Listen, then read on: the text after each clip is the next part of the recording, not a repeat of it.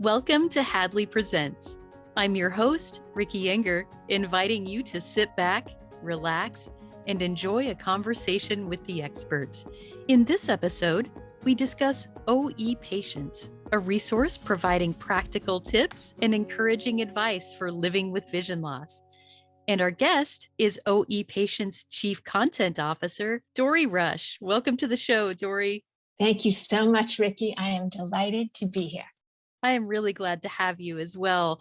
I have seen OE Patience on social media, and often Hadley and OE Patience sort of retweet each other's stuff and share those resources back and forth. And it's wonderful to actually get a chance to collaborate on this podcast. You're a fellow podcaster and you do lots of other things as well. So really happy to have you on. Why don't we just start by talking about who you are and a little about what is OE Patience? So I am Dorrie Rush, and I have been in the field of vision loss for 20 years and living with progressive vision loss for 30. So at the age of 33, which was 30 years ago, I was diagnosed quite unexpectedly with Stargardt disease. Never heard of it, had no idea. I noticed while I was driving that my eyes were not reflexing from light to dark. So I went to an ophthalmologist. Of course, at that moment, that was like a totally unknown scenario to me. Over the next 10 years, I continued in my work. I was a sales executive in the apparel industry, hoped that my vision loss would be very minimal. The progress was slow, as I say, especially for people with forms of macular disease. It's usually very slow and merciful. It gives you time to make the adjustments, but it did continue to progress. 10 years later, I had the great opportunity to move into a new field, and I joined the Lighthouse. I joined the Lighthouse in a position of fundraising, which was a natural progression for me in terms of the same skill set.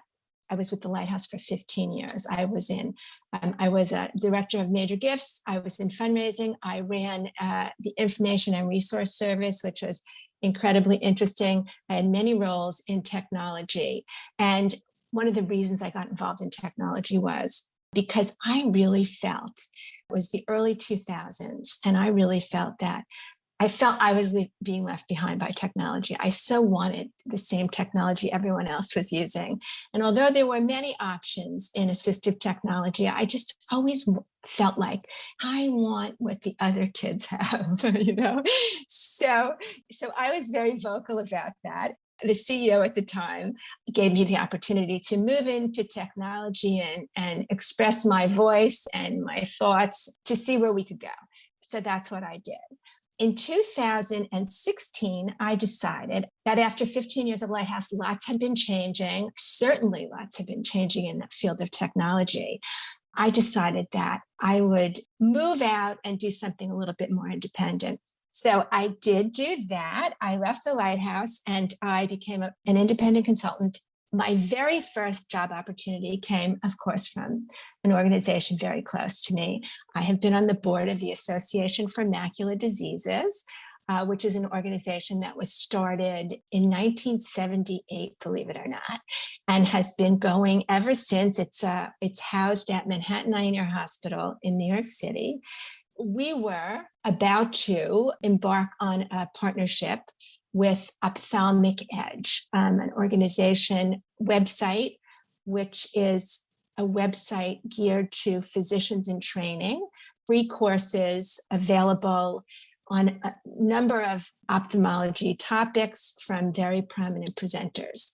Dr. Yael Fisher, who is the founder of Ophthalmic Edge and a long friend of the association and a retina specialist, he wanted to develop a site for patient information and patient education. Perfect timing. So they offered me the opportunity to steer this project and to help create it. That was in 2017. So in 2017, we partnered with Ophthalmic Edge to create Ophthalmic Edge patients. Now, the interesting thing is, as you said, Ricky, it is now referred to, and our URL is also OE patients because we shortened it. And because nobody could say ophthalmic or spell it. Right, unless you were an ophthalmologist or in the field of ophthalmology, right? And somebody said that very early on, and I really kind of just ignored it, but it was true. And it's kind of fun though now because we have developed ourselves as OE, and I think some people know what that stands for, and people know that we're connected with Ophthalmic Edge. But other people just, it's okay. It's an easy thing to remember and to say. So that worked out beautifully. And we began to develop a website and content for the patient population. And what we hoped also was, of course, we were developing content to help patients get information about living with vision loss and dealing medically and with medical developments. But really, we also hoped that we would have an opportunity to also connect with and educate physicians. So talk a little more about those two things. Because first of all, there are a lot of vision loss resources out there. And so there are certainly some things that make OE patients unique. And I think one of them is this idea that you can educate healthcare professionals and that you can educate patients. So why don't we start with healthcare professionals, and what do you think that OE patients can really do well in that sense? Because so many people talk about, I went to the doctor, I got my diagnosis, and the doctor couldn't tell me anything other than, well, people learn to live with it. That is a very, very common experience. I do think that we have and hoped to, and we are, continuing to work to develop the audience of professionals, because, as you say, Ricky, in some regard, everyone dealing with vision loss is a patient, right, of someone, and in some way, it's natural for patients to look to their physicians and the professionals that surround them for guidance and advice about what to do next, right? Even when it doesn't involve treatment. And as we know, so much of the causes of visual impairment and vision loss are not treatable. We have to stay, we have to follow the advice of our physicians, and there is some good advice that doesn't have to do with treatment, but then there's more to it. And patients do expect that, and they don't really always get it. So this is what we want to do. We want to keep this information going, and we do want physicians to know it, and we do want healthcare providers to know it, and we want them to be able to, even if it's just give the advice of, take a look at OE patients or Hadley. Right. And so you have this ability to tell the physicians or the healthcare professionals, even if you don't know all of these tips on this site, you can still at least know where the site is and point your patients to that. So what kinds of things then are people going to find? Let's say that they are a patient, they've gotten this information and they want to go check out the site. What are they going to find? We kind of cover the gamut, and I think that our website is structured a little bit differently from others. It's more of a magazine news kind of a site. On our website, it's broken into 4 sections. But I should start by saying, obviously, our website is also designed for people who are experiencing issues with their vision. So we do have a lot of accessibility settings. The website is very cleanly designed. That was one of the most important things. It's a simple article on each page, and there's not a lot of columns. It's very, very clean. I love that part. It's very clean. And we have a feature that I'm so glad so many people have found. You and I might use a lot of the speech features and have an ability to use speech options in computers and tablets and mobile devices, but some people don't yet. We have a button at the top of our website that was so important to us to include it. It's called Listen. It's a read speaker technology. You just click on the button at the top of the page and it reads you the entire article. And it's fantastic. The website is broken into 4 sections, and all 4 of these sections are really, they're all part of what we have to do to move forward and to do the things we want to do and to continue to lead our life as normally as possible. So the first section is called Making Adjustments. And in this section, of course, we're talking about things like how to adjust your home for vision loss, how to keep yourself organized. One of the most important things in adjusting, right, is a willingness to make changes, because everybody has resistance. I don't want to do it that way. I want to do it the way I did it before, If you do something enough times, it becomes the new natural way you do it. And it's so important. So in this section, I'm just going to mention 2 of our big titles. One of our most popular articles on the website is the hottest low vision gifts. This was started one holiday season, and every year we update it, and it remains always, I think it's in our top 10, like on a monthly basis. It's very funny. So I always say to people, if you have a gift you want, or you have a gift that you've received that's great, please let us know, and we'll consider adding it to the list. The list, of course, has a lot of technology, but a lot of also very simple, low-key kinds of things. Another article is try a new approach to menu reading. People ask over and over again, how do you read a menu? A menu is one of those things that right away, it's really difficult. I still can't read a menu. Even with technology, I find it a rather cumbersome experience, but there are ways to focus in and get what you need.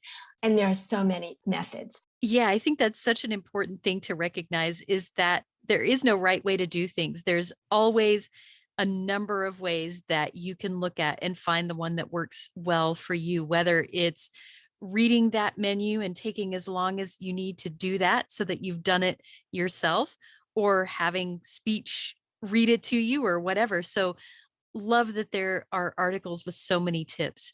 Let's talk about then the other 3 sections. Adjustment, I think, is absolutely one of the most important ones, and it's something that people who are very new to vision loss, or even people that may have been living with it for a while, need to take a look at and just explore that portion of it before maybe they even feel ready to take a look at anything else. So what are the other 3 then? So the other 3, accessibility and technology, is the next one. And this is really where the bulk of our information is, I noticed this morning. It is the place near and dear to my heart. And I also think that it is a key factor in our independence and in our ability to go on and keep working and living and doing what we want to do, and also being part of this whole social experience.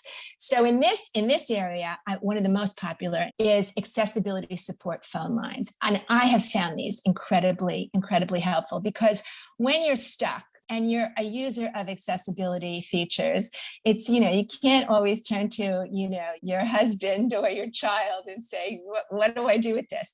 You need some specialized help. And there are a number. We know Apple, we know Microsoft, Comcast, Verizon Wireless, they all have their own accessibility support lines. And that's fantastic. And you can get help at any time. But live support is something we still need and want. It can't all be done digitally.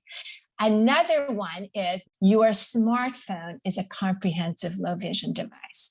I remember we used to walk around with a tape recorder and a magnifier and all kinds of different devices. And now it's all in this beautiful little phone. And a lot of people do not know that. And once you know it, it opens up a whole new world. Another article here that's very popular is 5 ways to make your computer at work easier to use. A lot of people don't know how much is built into a Windows computer today, particularly when it's the early stages of vision loss, and all the things that you can do to compensate so that you can still keep working. You and I both know that you can keep working through every stage of vision loss, right? As long as you're making the changes and you're aware. So I love that article. And my biggest advice is always, make a friend with the guy in IT or the woman, because they'll really help you. So the next section is health and well-being. And here we actually have a number of great contributors because, of course, we do have physicians writing for the site and some other nutritional and wellness experts. The article that really stands out here, month after month in our analytics, is written by Dr. Fisher. The title of it is, Doctor, Am I Going Blind? And this is the question for everyone at almost every stage. Am I going blind? What does that mean to you? To what degree will I lose my sight? And so Dr. Fisher goes through all the main causes of vision loss. Many, of course, we know are age-related. And the reality, what is the reality of really losing your sight completely? You're going to follow the care of a physician. You're going to keep a healthy lifestyle, and you are going to be okay. But your vision is probably going to change, but not to the degree that, when you hear you're going to lose your sight, of course, people immediately think they'll have no sight. It's all in a degree. And it's good to know. It's really good to know where you're going and how you can have some control over that. That's what that article is about. It's very popular, and I completely understand why. Another very popular article in this section of health and well-being is written for us by Michelle Milgren, who is our nutrition and wellness contributor. And this article is titled The Anti-AMD Diet. So, of course, the genesis of our organization is age-related macular degeneration, although now we've branched out into everything. This is the leading cause of vision loss among people over 65. And there's a component, of course, of lifestyle and nutrition that are very important here. And people really want to take action if they can. So improving your diet, this is based on the ARED study, which is a study from the NEI, from the National Eye Institute, on supplements. But Michelle took it and turned it into real food. That's what the supplements supplement. And the last one I'll say in this section is we have recently published 2 articles on treatments and development, one for AMD and one for diabetic eye diseases. And they both have a printable PDF that you can take to your doctor and talk to your doctor, to talk about if any of these are something that you can look forward to, or what the progress is on that today, because that's also something people want to know. What's in development? What are the treatments? What's coming that will help me? The last section is Voices of Experience. And this is where the podcast is housed. And this is also where we write articles about people's experience, people living with vision loss. So I have to say, Ricky, in this one, always in our top 20 for sure, every month, I wrote the article. The title of it is The Frankness of Bruni. I'm a New Yorker and a New York Times reader. And so Frank Bruni is, someone I know. I feel like I know personally, of course. He's been writing a column at the New York Times for 25 years. So one day when I went, I was reading his column on my iPhone in the morning, as I do, I couldn't even believe the title, which was, Am I Going Blind? And then I read the article, and there, you learn that someone you would never expect to be having the same experience is, right? So you got the interview for your podcast with Frank Bruni, and I thought it was really really beautifully done. And I also really appreciated what he had to say, because he spoke about the experience of losing sight, going through the whole healthcare and medical and physicians experience, and how that felt for him, and how he was dealing with it, and the fears, and also the revelations, I guess, and how he sort of came through that. Right. And that's, his story was so powerful because what he experienced, sadly, is pretty common. Having not just people who are prominent like Frank Bruni, New York Times columnist, share what he's going through, but other people that maybe feel like, that could be my next door neighbor and they're going through this as well. I think it helps people so much to read about those things or to hear about those things on a podcast. Yeah. And the most important thing to me was it's very rare that we hear from someone prominent who is willing to talk about this so openly.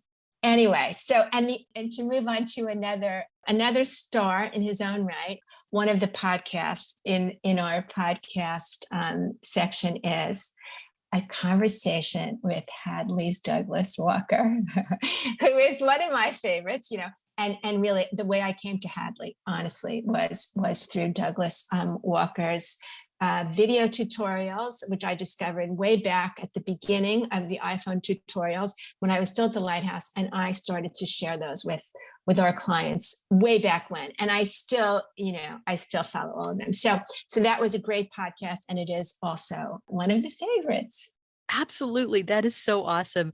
What I love about OE patients is that there is so much information there and more is being added every day. So if I'm a person who is curious about, hey, I wonder what's going on that website, what's being added, what's the best way that I can find out what's going on other than just checking in on the site every day? Are there other ways that people can stay in touch and stay up to date? For sure. And it's interesting because, people don't really check in on the site every day. They basically check in once a month. So we make it easy.